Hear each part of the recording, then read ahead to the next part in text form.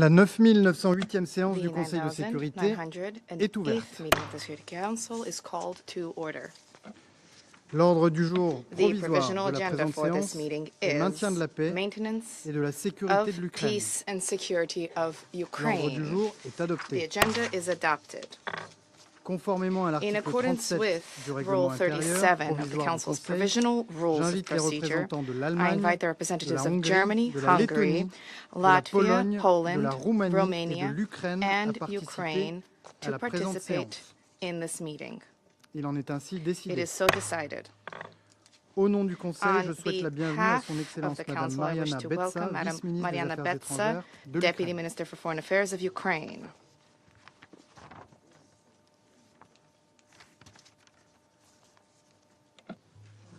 Conformément à l'article 39 du règlement intérieur provisoire du Conseil, j'invite les intervenantes suivantes à participer à la présente séance.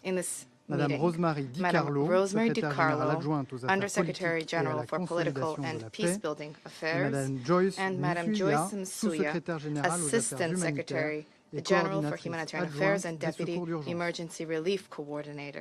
Il en est ainsi décidé. Conformément à l'article 39 du règlement intérieur provisoire du Conseil, j'invite également son Excellence Monsieur Stavros Lambrinidis, chef de la délégation de l'Union européenne auprès de l'Organisation des Nations Unies, à participer à la présente séance. Il en est ainsi décidé. Examen du point 2 de l'ordre du jour, le Conseil de sécurité va maintenant aborder l'examen du point 2. Je donne à présent la parole à Madame Rosemary DiCarlo. Thank you, Mr. President. Today's meeting is taking place at a potential inflection point in the three-year war in Ukraine. In the past few weeks, we have seen intensified efforts to bring the parties to negotiations. These initiatives offer a glimmer of hope for progress towards a ceasefire and an eventual peaceful settlement. At the same time, we continue to witness relentless attacks on Ukrainian cities and towns. These strikes have killed and injured many civilians and caused widespread destruction in residential areas and civilian infrastructure. Last week, Russian forces launched one of their most devastating assaults to date. On the night of 23-24 April, a massive combined missile and drone attack targeted multiple regions of Ukraine, including Kyiv, Zhytomyr, Dnipropetrovsk, Kharkiv, Poltava, Khmelnytsky, Odessa, Sumy, and Zaporizhia. In Kyiv alone, multiple residential buildings were hit.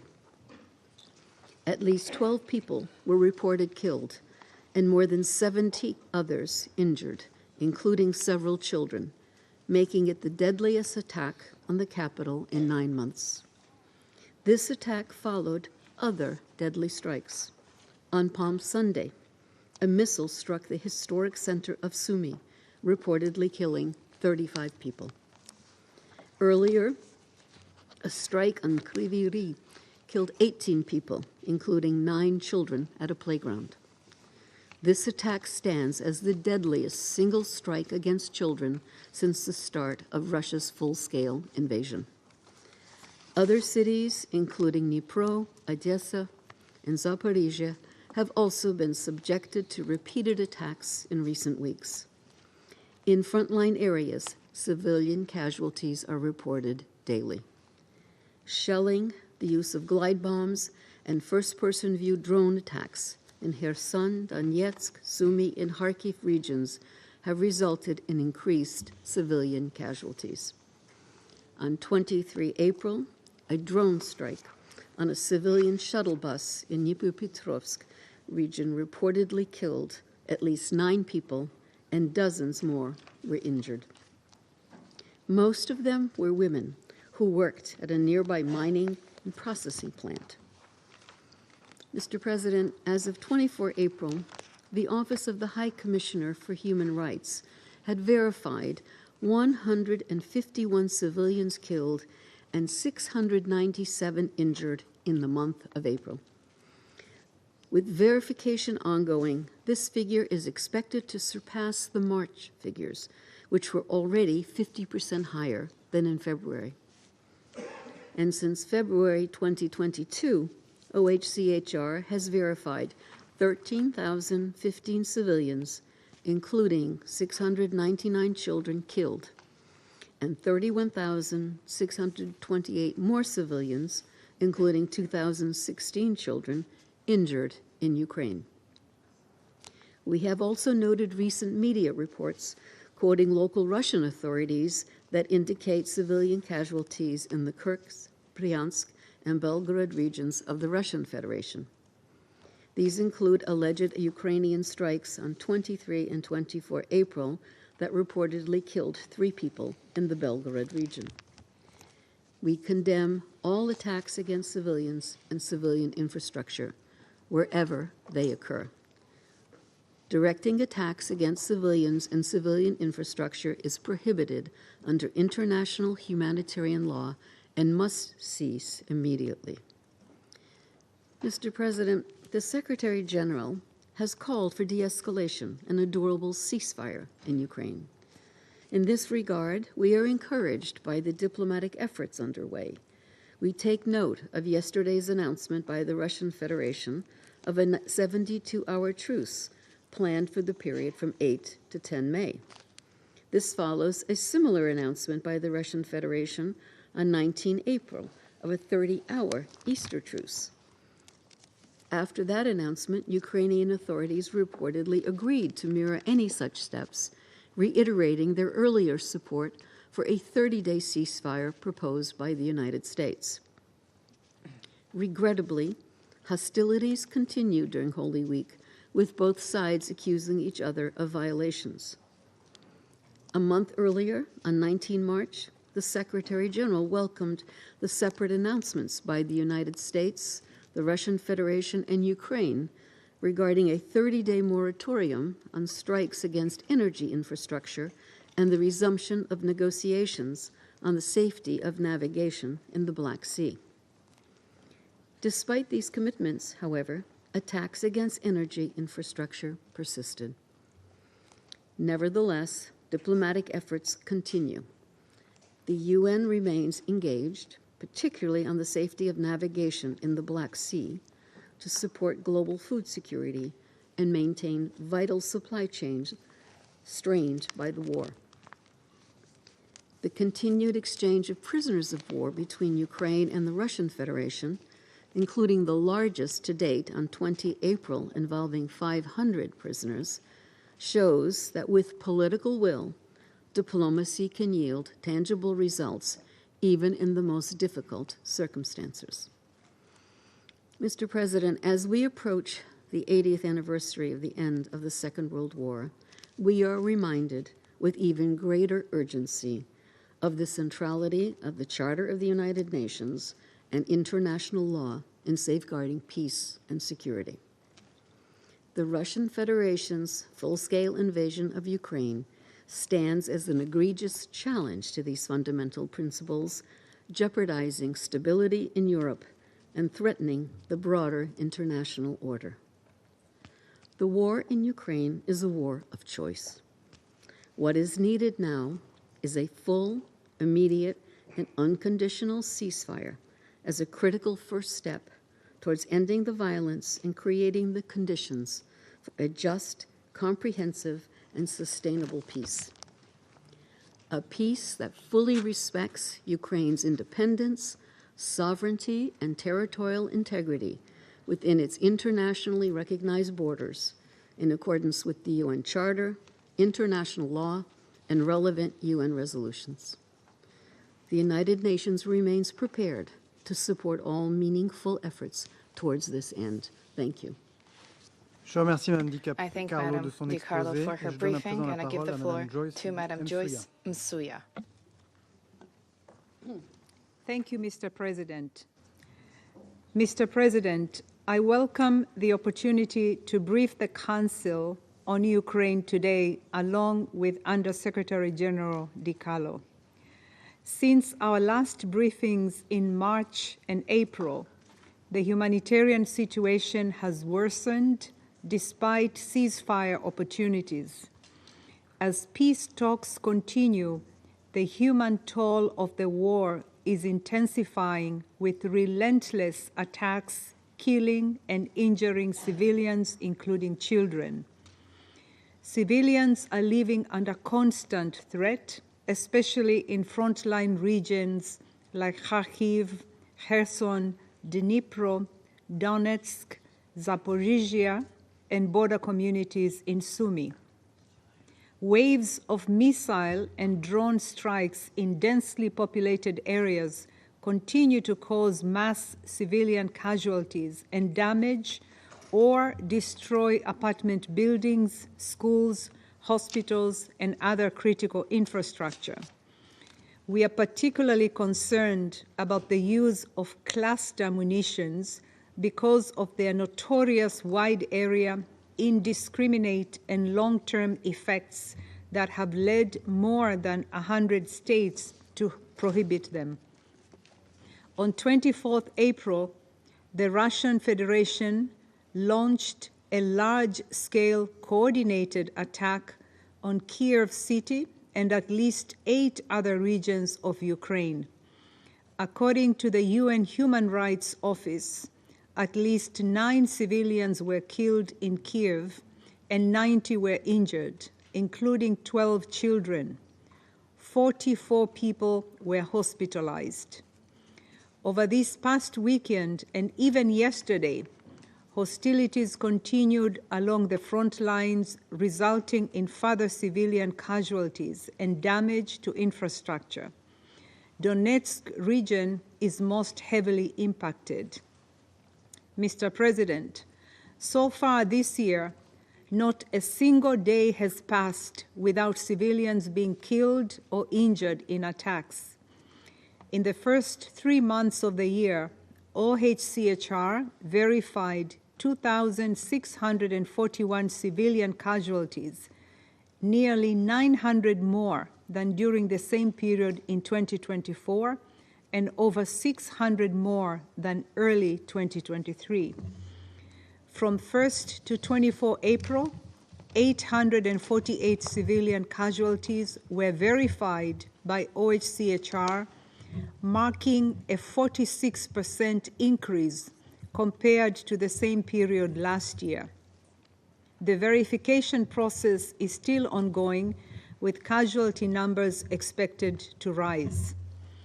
The operating environment remains highly dangerous for humanitarian workers. From 1st of January to 23rd April, there were 38 verified security incidents impacting humanitarian staff within 20 kilometers of the front line. This has left 3 aid workers dead and 21 injured while delivering life-saving assistance. Mr. President, as this war continues, millions of lives are impacted daily. Essential services are disrupted and humanitarian needs deepened. Attacks on healthcare services and health facilities are crippling access to maternal care. Pregnant women are now giving birth amid blackouts, medicine shortages, and under attack, with a 12% rise in birth complications reported by health workers. For many expectant mothers, basic life-saving care is simply no longer available. Strikes on schools continue to deprive children of safe education. According to OHCHR, 129 education facilities were damaged or destroyed during the first 3 months of the year. Due to ongoing hostilities, at least 600,000 school-age children are compelled to learn remotely, separated from friends and teachers, and risk falling behind in their studies. Hostilities have driven further displacement. The International Organization for Migration reports that nearly 40,000 people have been uprooted from their homes this year, mainly in the frontline regions of Kherson, Kharkiv, Donetsk, the border areas of Sumy, and elsewhere. In total, nearly 3.7 million people remain internally displaced within Ukraine, and according to the UN High Commissioner for Refugees, almost 7 million Ukrainian people are registered as refugees, most of them in Europe. Women and children, as in many global crises, continue to bear a disproportionate burden. As the war drags on, the toll on them increases.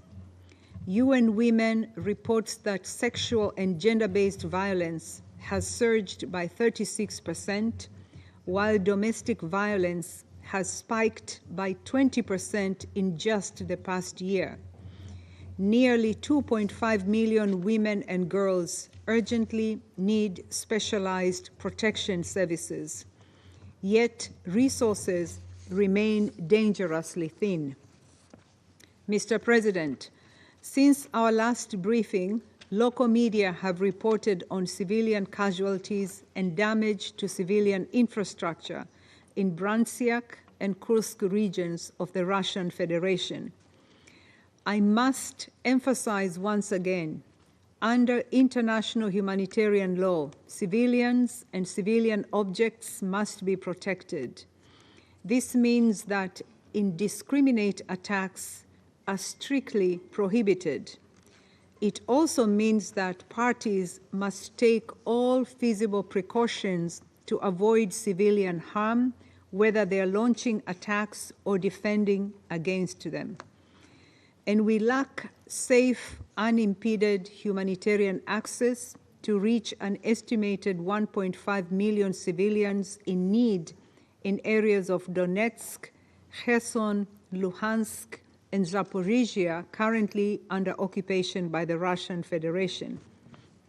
Once again, international humanitarian law is clear. All parties must allow the rapid and unimpeded passage of humanitarian relief for civilians in need and ensure that humanitarian workers can move safely and freely.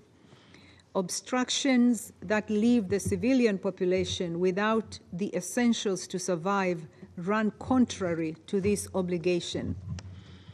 Mr. President, nearly 13 million people in Ukraine need humanitarian aid, including women, children, older persons, and people with disabilities.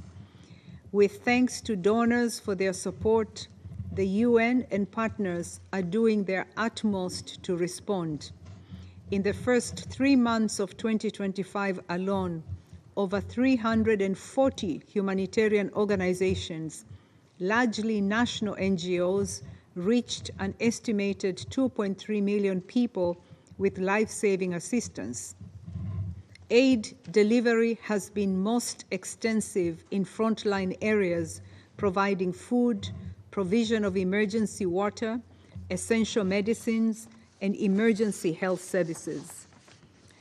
Due to the sharp contraction in humanitarian funding and the subsequent global humanitarian reset, the UN and partners have further reprioritized the Ukraine humanitarian needs and response plan to focus on reaching 4.8 million people with urgent life-saving aid in 2025, requiring $1.75 billion.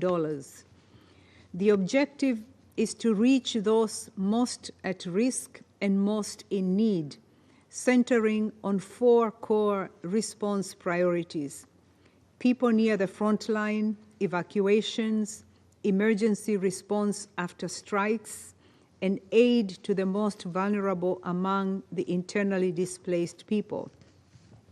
Without increased support, even prioritized life-saving efforts are at risk. Every contribution matters. Mr. President, I reiterate our earlier calls to this Council for urgent, collective action on Ukraine. First, ensure the protection of civilians, including humanitarian and health workers and critical infrastructure, and ensure that humanitarians have safe, rapid, and unimpeded access to civilians in need wherever they are. Second, scale up financial support. Underfunding is forcing critical programs to scale down, even as the operational environment becomes more complex and dangerous. Additional resources are needed now to save lives and sustain assistance.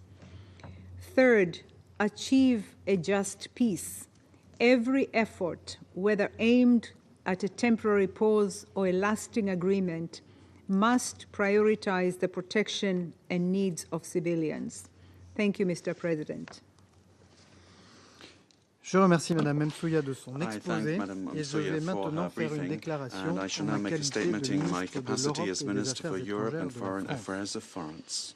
Mesdames, Messieurs les ministres, Mesdames et Messieurs, j'aurais voulu Ladies and gentlemen, ne pas ministers, avoir ladies à and convoquer gentlemen, I should have liked not to have had to convene with European partners today's meeting of the Security Council on Ukraine. Mais la guerre d'agression de haute But intensité the menée par la high-intensity war of Russie aggression, which is being waged by Russia, continues to ravage Ukraine, as was recalled to us by the Undersecretary General and the Assistant Secretary General, with tragic humanitarian consequences in violation of international law and in violation of the very Charter of the United Nations, our Charter.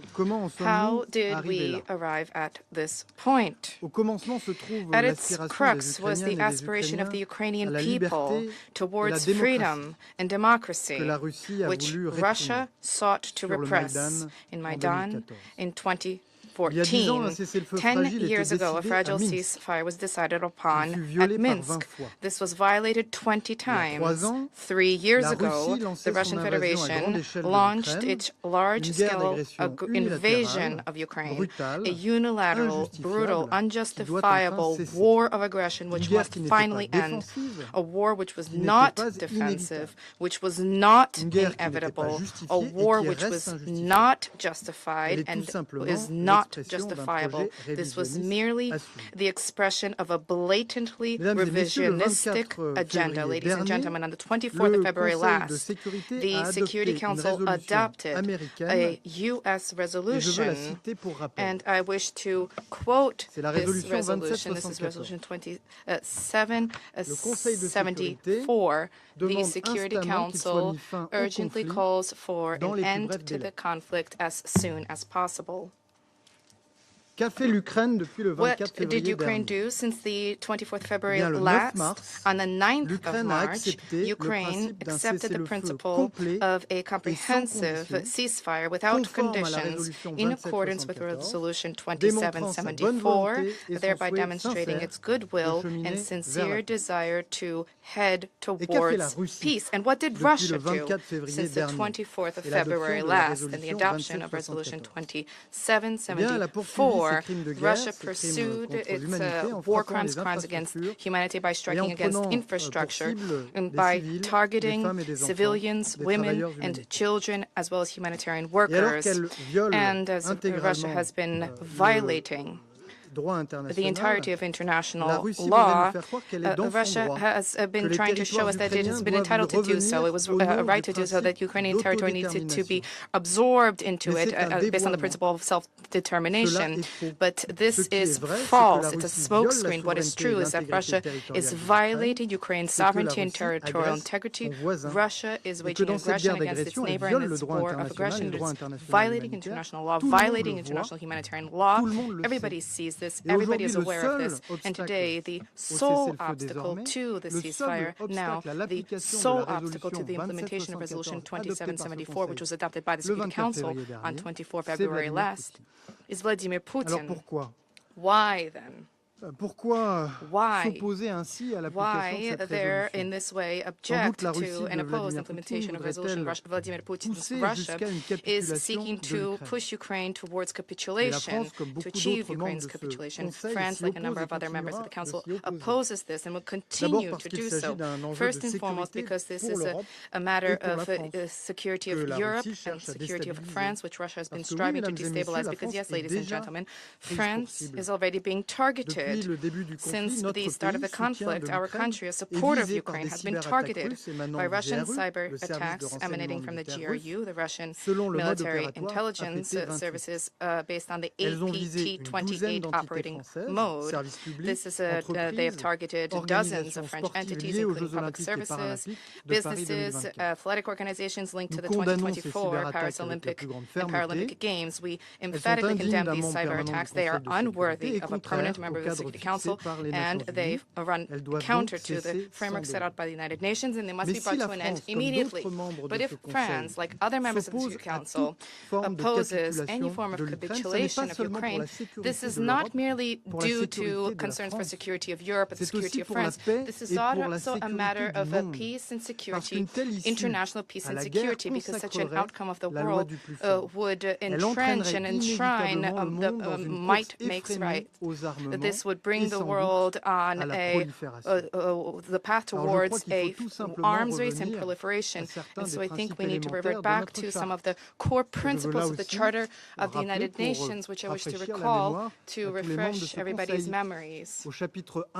Article 1, Article 2 and 4 states that all members of the organization shall refrain in their international relations from the threat or use of force against the territorial integrity or political independence of any state or in any other manner inconsistent with the purposes of the United Nations. That is Article 2, Chapter 1. So let's revert back to a simple principle. These aggressions should not be rewarded at the cost of the aggressed.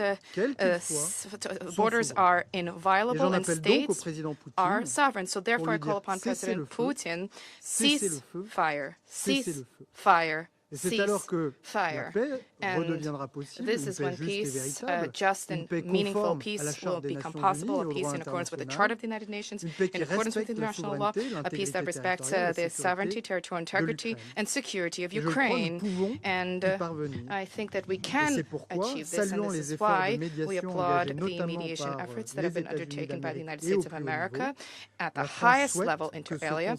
France cherishes the hope that the Council will unanimously demand a comprehensive, immediate, unconditional ceasefire, meaning the silencing of the weapons.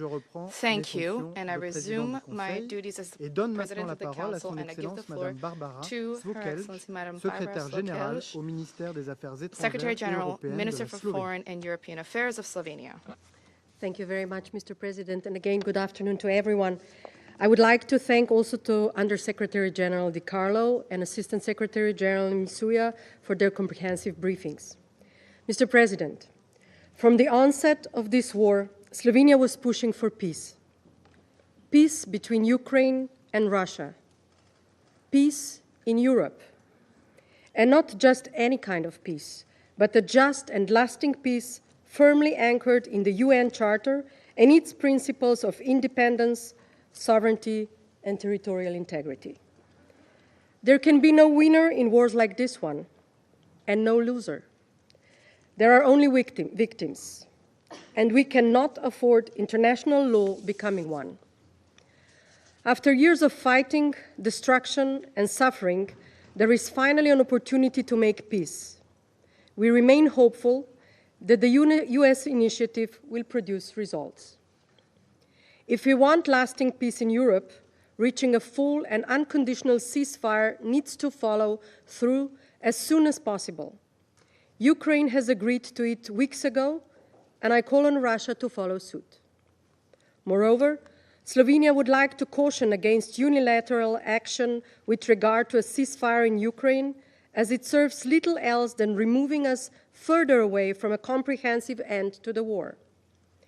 While Slovenia welcomes any pause in fighting that gives relief to civilians, like the one announced for early May, I underline a very simple fact.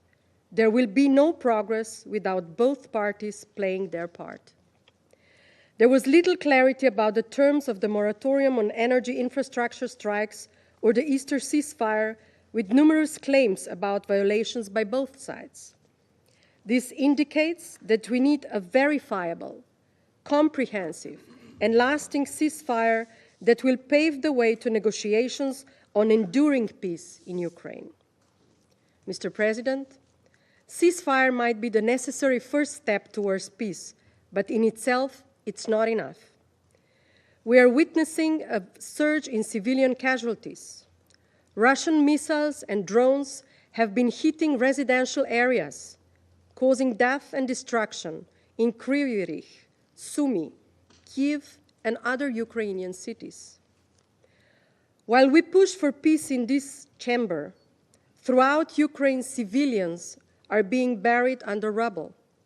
Schools are being leveled to the ground, and physical integrity of nuclear facilities is being threatened. While we discuss drone attacks, grave violations of international law remain unpunished, and Ukrainian children remain displaced and deported. If we want peace to last, all perpetrators of war crimes and crimes against humanity must be held accountable. On a related note, Slovenia hopes that peace negotiations will comprehensively address the question of returning prisoners of war and forcibly transferred Ukrainian children to their homes. Mr. President, the pursuit of just and lasting peace in Ukraine, in the Council and elsewhere, remains a priority for Slovenia. Ukraine is not hesitating when it comes to peace, and this Council shouldn't either. I thank you. Je remercie son Excellence Madame Svokel de sa déclaration et donne maintenant la parole à son Excellence Lord Ray Collins of Highbury, sous-secrétaire d'État parlementaire au ministère des Affaires étrangères, du Commonwealth et du développement du Royaume-Uni.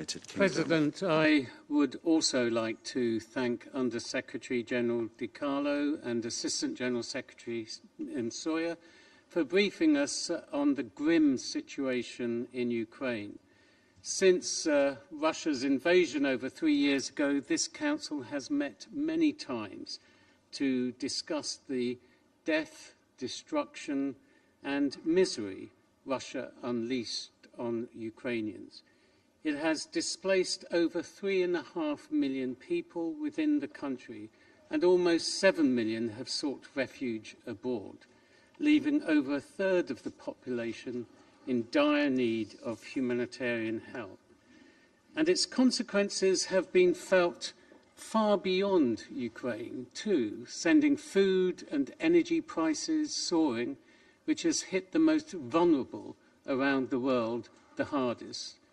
We welcome the United States' efforts to end this war, yet it is impossible not to reflect on the sheer scale of the crisis, including the shocking attack on Kryvyi Rih, in which 20 people were killed earlier this month.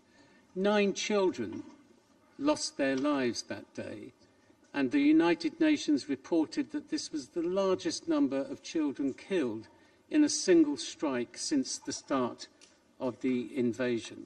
Civilian casualties have increased by 50% since February, and over 10,000 missiles and drones have been fired into Ukraine since the start of the war. Such brutality has sadly continued from the revolting strike in Sumy on Palm Sunday to the missiles raining upon Kharkiv and Kyiv. We do not see or do not need more evidence to prove that Putin is not serious about peace. Putin's latest announcement for a temporary ceasefire yet again rings hollow.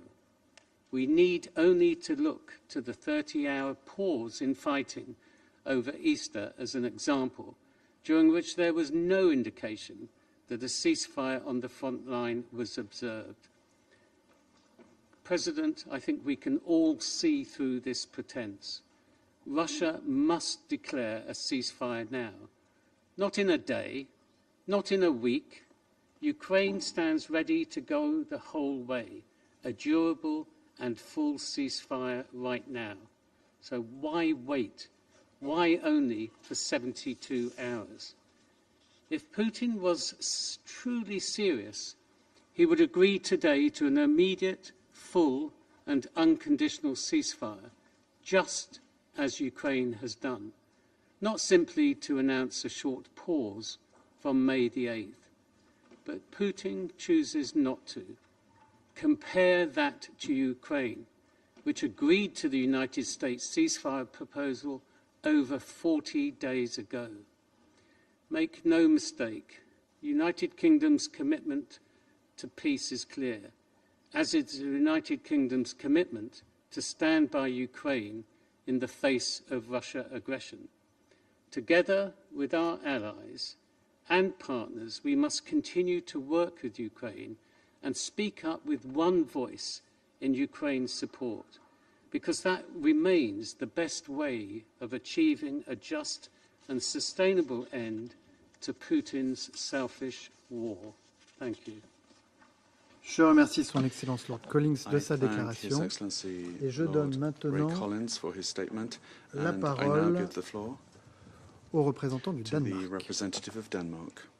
Merci, Monsieur le Président. Thank you, Mr. President. Minister Barrot, thank you for your presence at today's meeting. I also want to thank Under-Secretary General Di Carlo and Assistant Secretary General Msuya for the briefings today, and I welcome the participation of Her Excellency, the Deputy Foreign Minister of Ukraine, in this meeting. Regrettably, Russia's deadly attacks on Ukraine continue unabated. Earlier this month, the attack on Sumy represented the single worst mass casualty attack on Ukraine's civilian population this year. As we've heard from our briefers, attacks continued across the country last week and over the weekend, destroying cities, destroying houses, and killing civilians. On April 24, Russia carried out a large-scale attack on residential areas in Kyiv and surrounding regions, killing at least 12 civilians and injuring 70, including children. These are hardly the actions of a country that seeks peace. The facts speak for themselves. Russia invaded its neighbor in an unprovoked war in breach of international law, which continues to this very day. Ukraine did not encourage this war. Ukraine is not encouraging the continuation of this war. Ukraine is defending itself against an armed attack clearly prohibited under the UN Charter.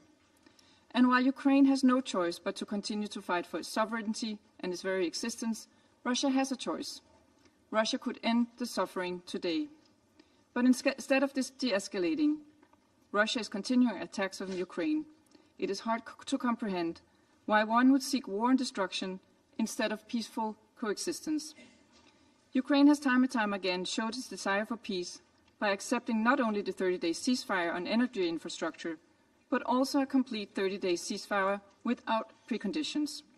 Additionally, on Easter Sunday, President Zelensky proposed to abandon any strike with long-range drones and missiles on civilian infrastructure for at least 30 days. We now hear that Russia has suggested a 3-day ceasefire next week. Any pause in the devastating bombings in Ukraine is, of course, welcomed and needed, but there's an urgent need for an immediate and longer ceasefire, a full and unconditional ceasefire, just as Ukraine has agreed to. We now need to see concrete and genuine steps from Russia. Mr. President, Denmark will continue to stand with Ukraine for as long as it takes. We stand firmly behind Ukraine's sovereignty and territorial integrity. These principles are enshrined in the UN Charter. This is also the position of the majority of UN members. They have collectively and clearly condemned Russia's illegal attempt to change internationally recognized borders by force. This was the case every time the General Assembly has debated this matter, most recently 2 months ago on the 3rd anniversary of the full-scale invasion. Denmark supports any serious and general efforts to achieve a just, comprehensive and lasting peace that respects the principles of the UN Charter and secures Ukraine's independence, sovereignty and territorial integrity.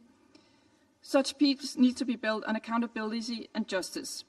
It should include a robust and credible security guarantees, and this can only be achieved with all relevant actors around the table. This, of course, includes Ukraine, but also Europe. We welcome the progress made at the London meeting between the E3, Ukraine and the United States, and it is important that these processes continue. Mr. President, we need to ensure a just end to this senseless war as soon as possible. I thank you. Je remercie la représentante du Danemark. I thank the representative of Denmark, and I give the floor to the representative of Greece. I would like to thank the French presidency of the Council for convening this meeting, and I warmly welcome you, Your Excellency, the Minister of Foreign Affairs and Europe of France, in this chamber.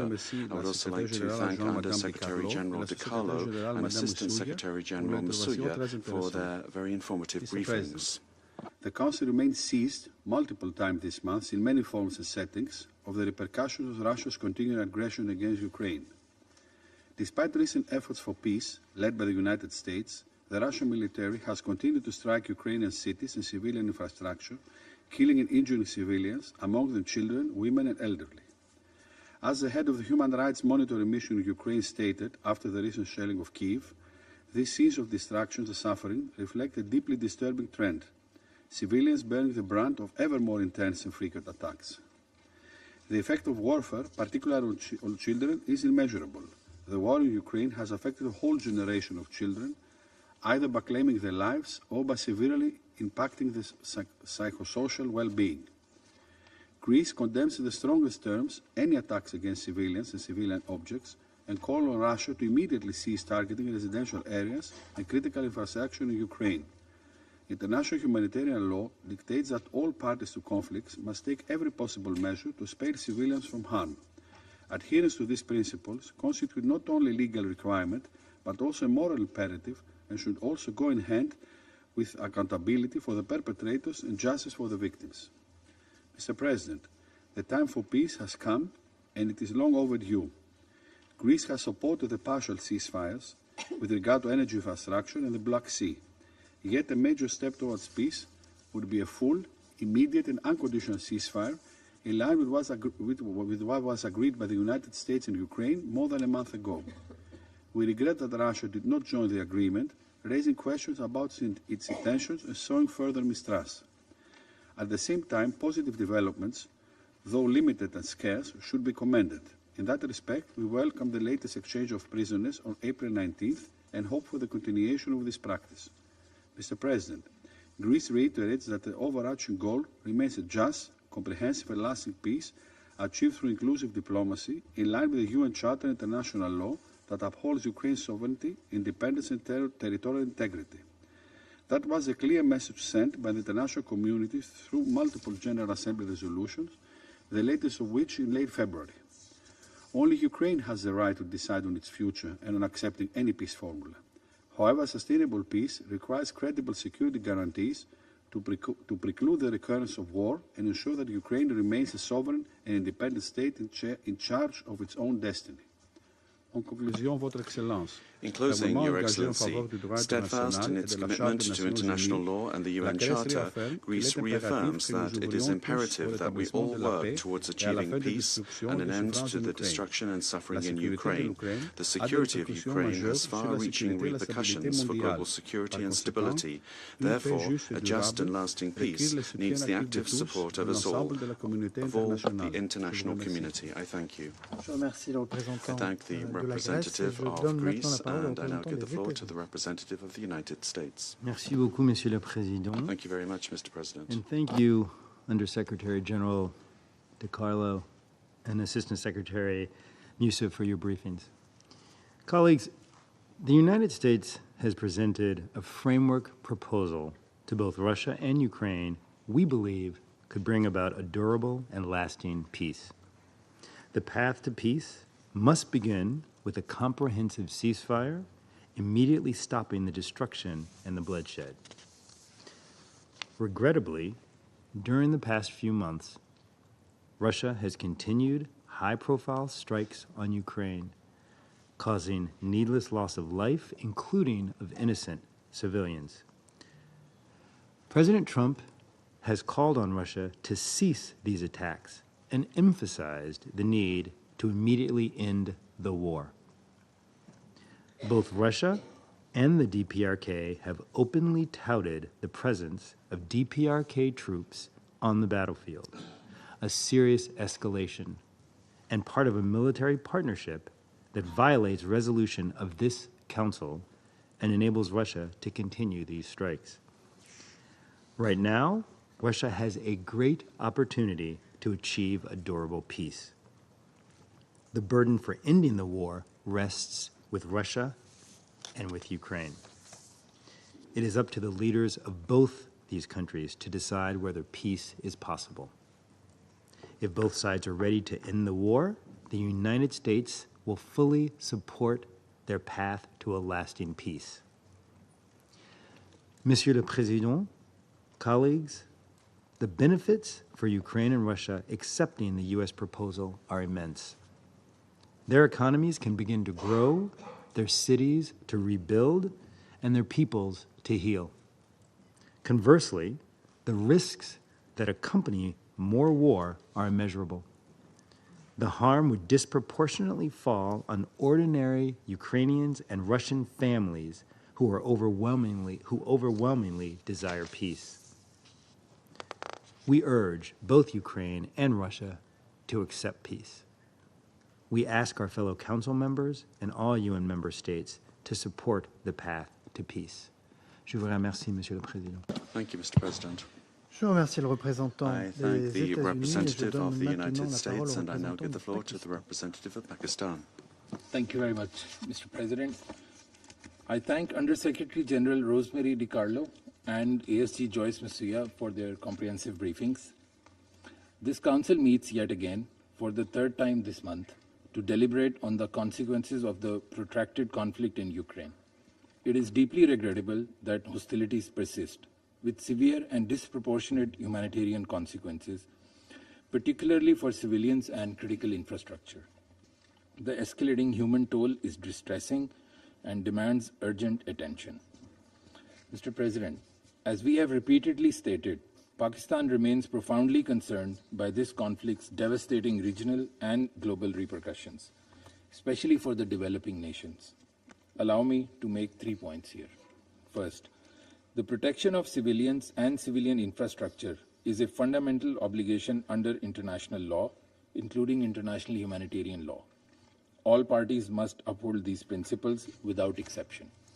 Second, Pakistan steadfastly believes that dialogue and diplomacy, not hostilities, offer the only viable path for resolving this conflict.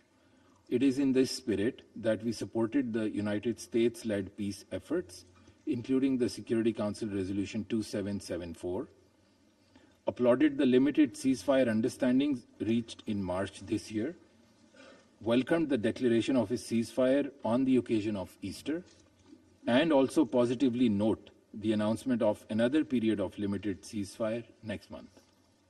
Third, the fragile foundation of peace laid down by the recent diplomatic efforts need to be consolidated. This can only be achieved through a sincere and sustained dialogue, which is constructive and meaningful. We commend the United States for their continued mediation efforts and also appreciate United Arab Emirates' role in facilitating recent POW exchanges. Mr. President, Pakistan's position on the Ukraine conflict has remained consistent. From the outset, we have advocated for an immediate cessation of hostilities and a negotiated settlement. We urge the parties to heed the global call for peace and genuinely work towards a permanent ceasefire as the stepping stone for a comprehensive, just, and durable solution. In closing, Mr. President, Pakistan reiterates its firm support for a peaceful resolution of this conflict, emphasizing further that a constructive and inclusive dialogue process involving stakeholders from the European continent, anchored in the principles of the UN Charter, international law, the relevant multilateral agreements, and which addresses the legitimate national security interests of all sides, is essential for achieving lasting peace in the region. I thank you, Mr. President. Je remercie le représentant I thank the Pakistan representative of Pakistan for his statement, and now give the floor to the representative of Algeria. Thank you, Mr. President. At the outset, I would like to thank Under-Secretary General Mrs. Rosemary DiCarlo and Assistant Secretary General Ms. Joyce Msuya for their valuable briefings. Mr. President, Unfortunately, the ongoing war between Russia and Ukraine continues, as well as the growing number of innocent victims among unarmed civilians, including women and children, and the elderly continue to fall. This is also continuing along with the suffering of civilians who have become a consequence to this war because of the targeting of their homes or the critical civilian infrastructure, including health, education, and energy facilities. Before this situation, huge numbers of civilians, unarmed civilians, continue to flee conflict zones in search of safe havens where they can find protection along with their families in the face of such confrontations and the loss of any hope for a return to their homeland. In addition to the above, the repercussions of this war continue to impact so many parts of the world and peoples, especially developing countries. This comes with huge energy and food crises. In light of those different challenges, we would like to underscore the following points today. First, Algeria stresses its strong belief that the escalation of tension and polarization will not bring us close to any peaceful solution in any way.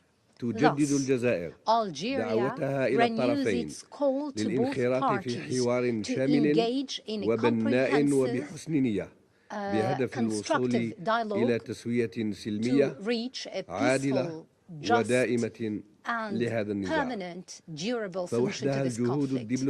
Diplomatic efforts and constructive negotiations alone can find a durable solution underpinned on the principles and purposes of the UN Charter, a settlement that will take into consideration the legitimate security concerns of both parties. In this vein, our hope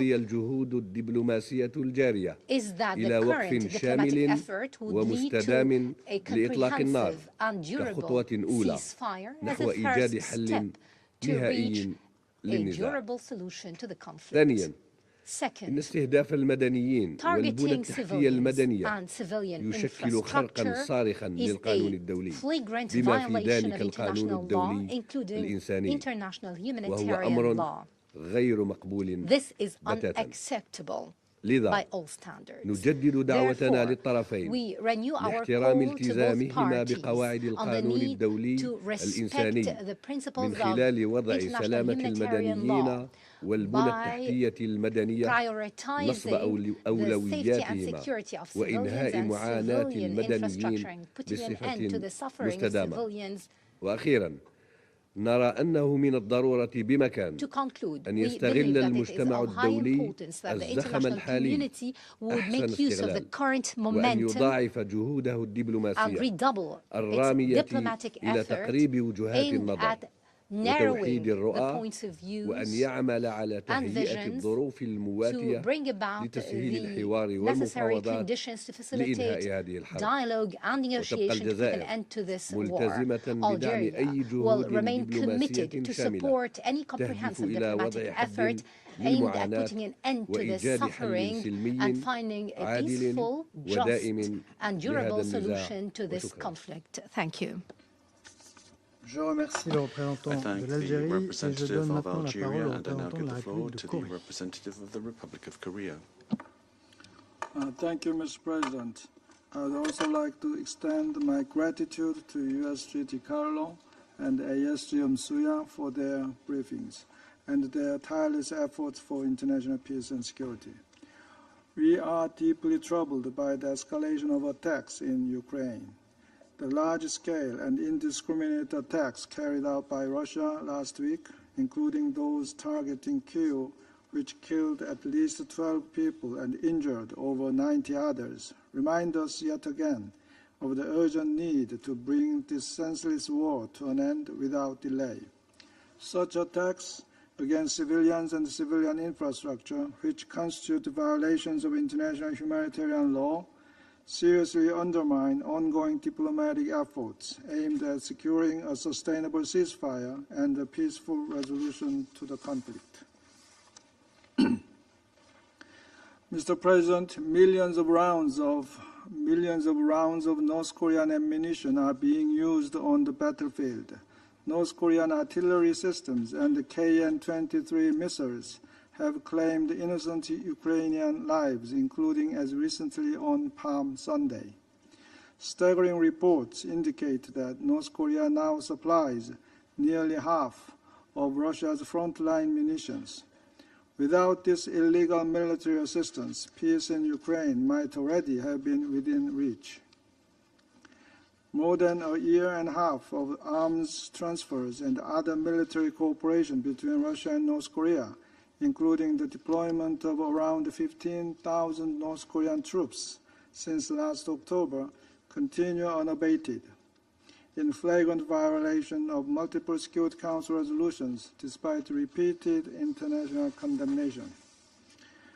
Russia and DPRK had consistently denied the deployment of North Korean troops, but have now recently officially admitted it.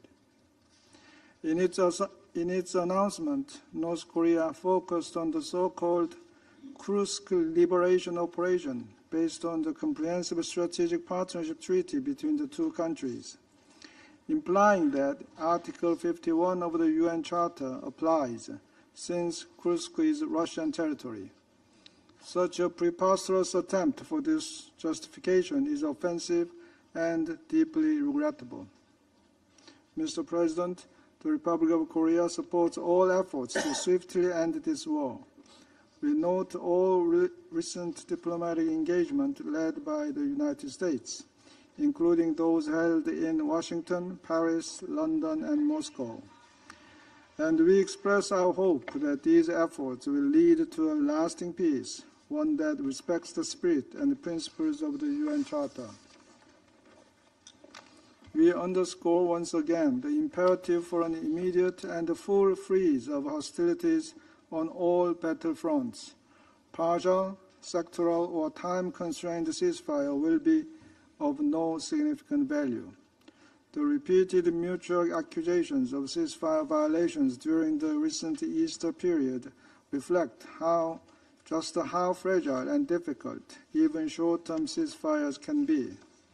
Recent various back-and-forth ceasefire offers must not serve as tools for political calculation. Predictions that the consequences could be even more severe if current diplomatic efforts falter are alarming, especially as reports warn that both sides are preparing for an intensified spring-summer offensive.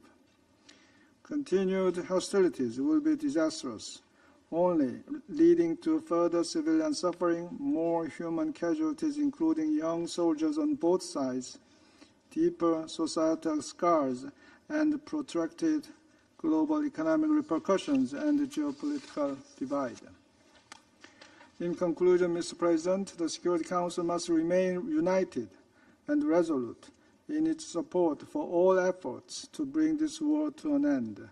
The Republic of Korea will continue to cooperate with the international community for the restoration of peace and post-war construction in Ukraine.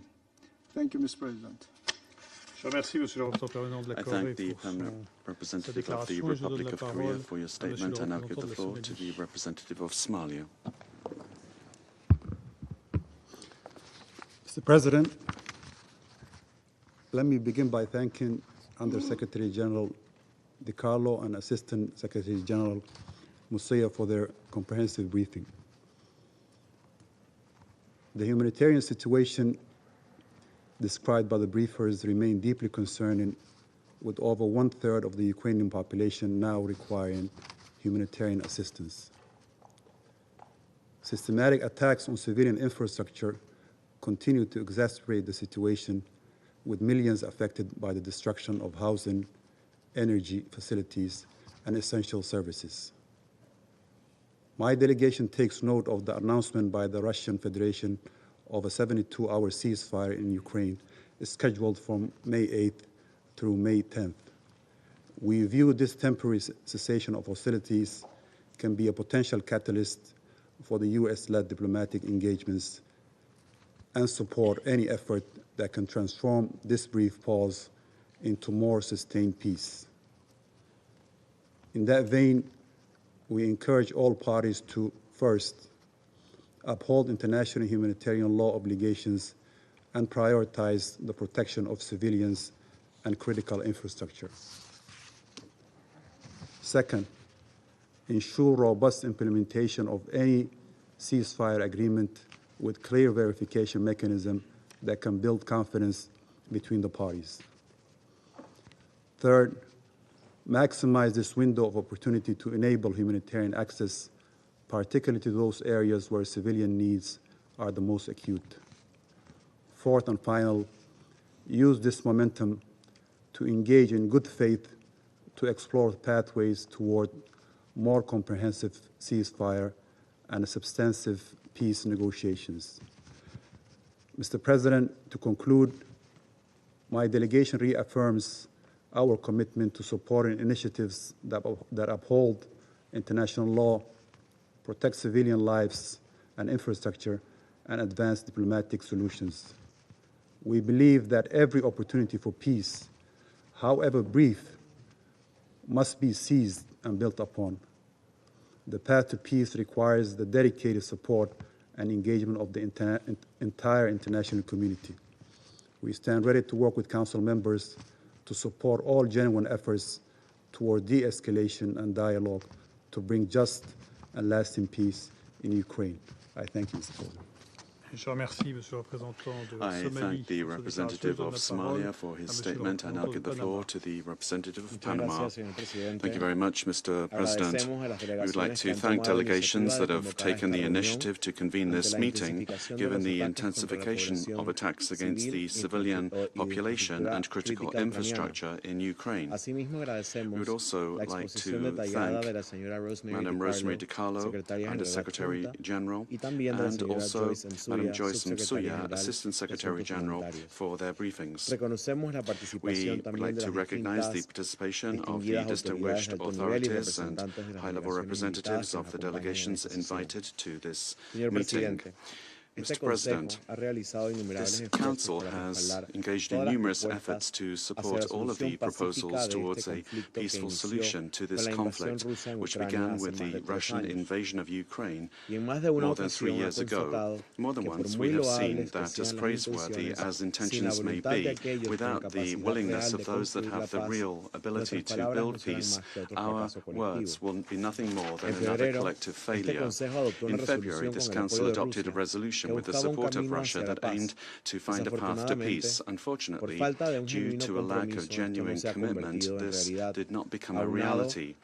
Together with the aspiration to put an end to the conflict, there is still the Russian refusal to commit itself to an immediate cessation of hostilities. A proof of this is the recent outbreak of indiscriminate attacks by Russia against the civilian population in Ukraine in recent weeks. According to a recent report published by the United Nations Observer Mission in Ukraine, in March, the number of civilian victims increased 50% over the figures for February, 164 deaths and 190 wounded. More than 70% increase compared to March of 2024. Very many of these losses have been the consequences of attacks targeting urban areas.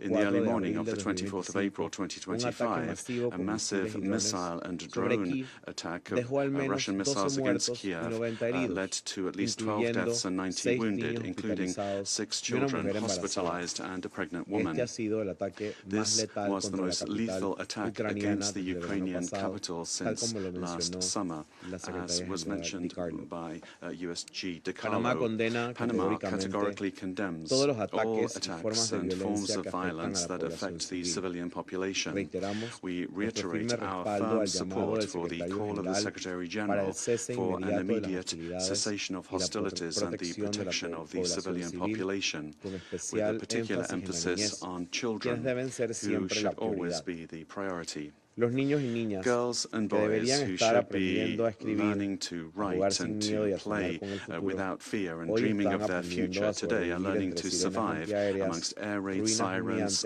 smouldering ruins and farewells that should never have happened. Their suffering cries out for a response from our conscience in order to attempt to put an end to this continuous cycle of pain. We insist on the full, safe, unrestricted access for independent international mechanisms to verify the whereabouts of displaced children and to cooperate actively in the processes for family reunification under the supervision of competent humanitarian organizations and in line with the principles of child protection.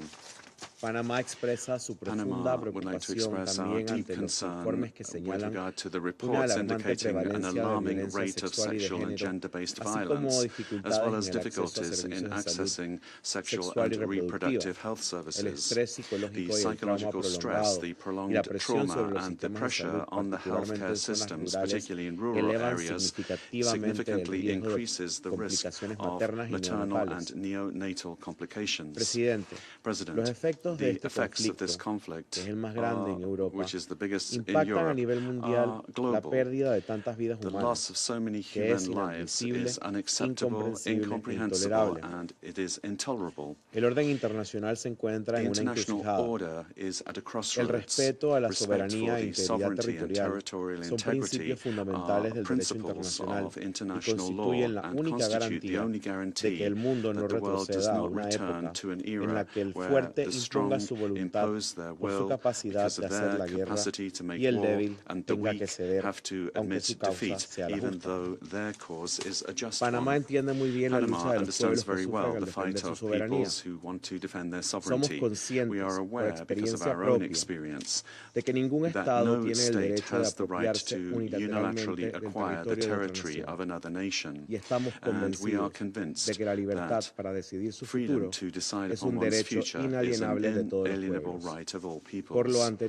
Because of all these reasons, we reiterate our support for all efforts aimed at bringing a just and lasting peace to this conflict, this hand in hand with full respect for the UN Charter and the sovereignty, independence and territorial integrity of Ukraine. The Russian and Ukrainian peoples are demanding maximum commitment and political will on the part of their leaders to ensure the implementation of a cessation of hostilities that is immediate and lasting, in order to achieve a future where peaceful coexistence is the guide for the development of these peoples. Thank you. I thank the representative of Panama for his statement. I now give the floor to the representative of Sierra Leone. Thank you, Mr. President.